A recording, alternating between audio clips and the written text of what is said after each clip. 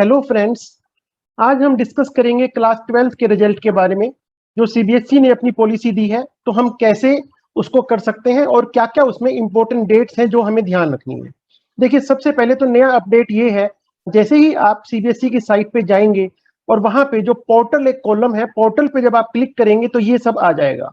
और इसमें आप सबसे पहले अगर देखेंगे तो यहाँ पर सबसे पहले लिखा है policy for tabulation of marks.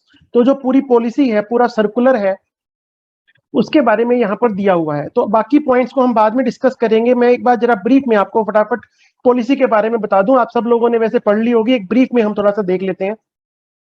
देखिए, सबसे पहले अब आप जो जानते हैं कि कैसे करेंगे हम 10th क्लास का 30% मार्क्स लेंगे। 30% किसके? जैसे 5 सब्जेक्ट्स होते हैं, उनमें से 3 सब्जेक्ट्स जिसमें उसने सबसे ज्यादा स्कोर किया बच्चे ने, उसके हम 30% मार्क्स ले लेंगे। और हमारे अब 12th में हर सब्जेक्ट में ये 30% सेम रहेंगे। 11th क्लास के भी 30% और 12th क्लास के 40%। तो इस तरीके से इनके मार्क्स लिए जाएंगे। तो देखिए, अब जब रिजल्ट बनेगा, अब जब हम 12th और 11th क्लास में देखते हैं, तो हो सकता है कि हमारा एग्जाम 80 मार्क्स का हो, 70 का हो, 60 का हो, 50 का हो। तो उसी हिसाब से हम 10th के 30%, 11th के 30%, 12th के 40% और फिर प्रैक्टिकल के मार्क्स लगा करके, प्रैक्टिकल या इंटरनल असेसमेंट जो भी है, हमारा 12th का पूरा स्कोर बनेगा। तो सबसे पहला काम हमें क्या करना है? सबसे पहले हमें रिजल्ट कमेटी बनानी है। रिजल्ट कमेटी में एक हमारे प्रिंसिपल होंगे, दूसरे 2 12th क्लास के सीनियर मोस्ट टीचर और 2 टीचर होंगे नेबर स्कूल से। इसमें इस बार इन्होंने बहुत अच्छी बात की है सीबीएसई ने, कि एक आईटी टीचर, क्योंकि 10th क्लास में हमें दिक्कत आ रही थी, तो इन्होंने एक आईटी टीचर को भी इन्वॉल्व किया है और उनको भी ऑनरेरियम दिया जाएगा। उसके बाद अगर हमारे पास 5 से ज्यादा सब्जेक्ट हैं, जो एडिशनल सब्जेक्ट है, तो उसके मार्क्स कैसे होंगे? जैसा कि 10th क्लास में हुआ था, जो बेस्ट 3 सब्जेक्ट्स होंगे, हमारे मैक्सिमम मार्क्स आए हैं, उसको कन्वर्ट कर दिया जाएगा। इसके अलावा यहाँ पर एक ये पॉइंट इंपॉर्टेंट है, जिस बच्चे ने 10th क्लास सीबीएसई के अलावा किसी और बोर्ड से की है, तो उसके आपको मार्क्स एंटर करने पड़ेंगे। देखिए, इस बार सीबीएसई ने एक बहुत अच्छा काम कर दिया है, जो कि 10th क्लास में नहीं था। सीबीएसई खुद एक्सेल सीट प्रोवाइड करेगी, सॉफ्टवेयर प्रोवाइड करेगी, और वहां पे जो क्लास 10th के बच्चों के मार्क्स हैं, वो उसमें ऑलरेडी फिल किए हुए आएंगे।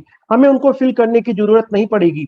लेकिन कुछ बच्चे ऐसे हैं जिन्होंने 10th सीबीएसई के अलावा किसी और बोर्ड से की है, तो उन बच्चों के मार्क्स हमें अपलोड करने पड़ेंगे।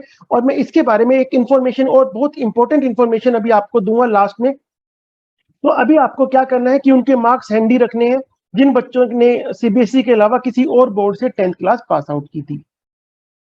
उसके बाद सीबीएसई हमें वही, जैसे 10th क्लास में था, हमारे जो लास्ट 3 ईयर है, उनमें से जो बेस्ट है वो हमारा रेफरेंस ईयर होगा। फिर हमें सब्जेक्ट वाइज मॉडरेशन करनी होगी। तो सब्जेक्ट वाइज मॉडरेशन में ये इस बार इन्होंने कहा है कि जो भी सब्जेक्ट है उसको आप +5 -5 कर सकते हैं, और जो टोटल मार्क्स है उसको आप 2 मार्क्स तक इंक्रीज या डिक्रीज कर सकते हैं। इसके अलावा ये जो है सब्जेक्ट वाइज आपके जो ये रेफरेंस है, ये सीबीएसई हमें प्रोवाइड कर देगी अप टू 28 जून। 28 जून तक ये डाटा हमें प्रोवाइड हो जाएगा। अब ये भी होगा कि किसी किसी बच्चे ने, हमारा जो 12th क्लास है उसमें हो सकता है यूनिट टेस्ट, प्री बोर्ड या मिड टर्म कुछ भी नहीं दिया, तो क्या करें? जैसे 10th क्लास में हमें बोला गया था कि आप उनका दोबारा एग्जाम ले सकते हैं, लेकिन इसमें साफ साफ उन्होंने बोला है कि हम उनका कोई एग्जाम नहीं लेंगे, और जो रिजल्ट कमेटी है वो डिसाइड करेगी कि उनके 12th के मार्क्स किस तरीके से लगाए जाएं। उनका एग्जाम कोई नहीं लेना है। इसके अलावा सीबीएसई जैसे कि हमें सपोर्ट करेगी, एक वेबिनार लेगी, एफएक्यू आएगी, और इस बार उन्होंने हेल्प डेस्क भी प्रोवाइड किया है। तो ये हमारा इस तरह से है। और ये सब काम हमें जो सीबीएसई के ऊपर अपलोड करने हैं मार्क्स, ये भी बहुत इंपॉर्टेंट है, वो 15 जुलाई तक करने हैं। सीबीएसई का जो लिंक होगा वहां पर हमें 15 जुलाई तक ये मार्क्स अपलोड करने हैं। अब जो यहाँ पर सबसे इंपॉर्टेंट बात मैं आपको बताना चाह रहा हूँ, कि जब आप सीबीएसई के पोर्टल पे जाएंगे, तो आपको ये क्लिक करेंगे पोर्टल पे, तो ये सब दिखाई देगा। तो सबसे पहले तो ये पॉलिसी है जो मैंने आपको ब्रीफ कर दी है, ये आप देखेंगे। इसके बाद देखिए नेक्स्ट पॉइंट क्या है, internal grade upload. Internal grade upload करने की लास्ट डेट है 30 जून। तो ये हमें ध्यान रखना है।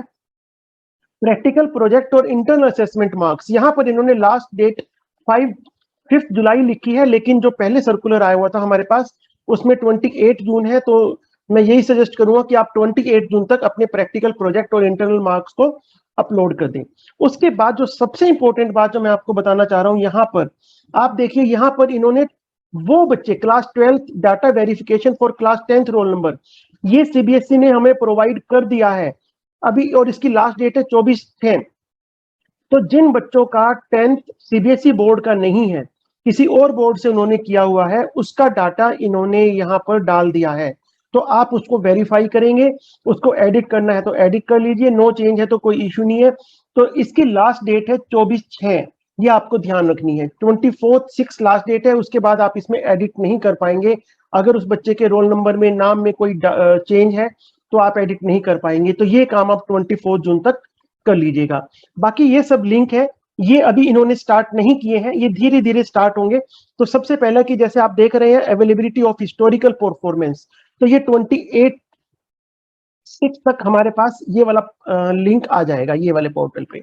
उसके बाद हमें उसमें 11th की थ्योरी के मार्क्स एंट्री करने हैं और अपलोड करने हैं, फिर 12th की थ्योरी के करने हैं, और फिर पूरी की पूरी अपने आप ही, यहाँ पर मैं बता रहा हूँ कि सीबीएसई ने एक बहुत अच्छा काम किया है कि वो सॉफ्टवेयर देंगे, उसके अंदर हमें सिर्फ 11th और 12th के मार्क्स एंटर करने हैं, वो अपने आप ही 30 और 40 में कन्वर्ट हो जाएंगे, और उसके बाद मॉडरेशन करेंगे तो वो भी बड़ा इजी तरीके से हो जाएगा। तो ये अभी तक का अपडेट है, और जैसे ही कुछ और अपडेट आएगा मैं आपको बताता रहूंगा। Thank you.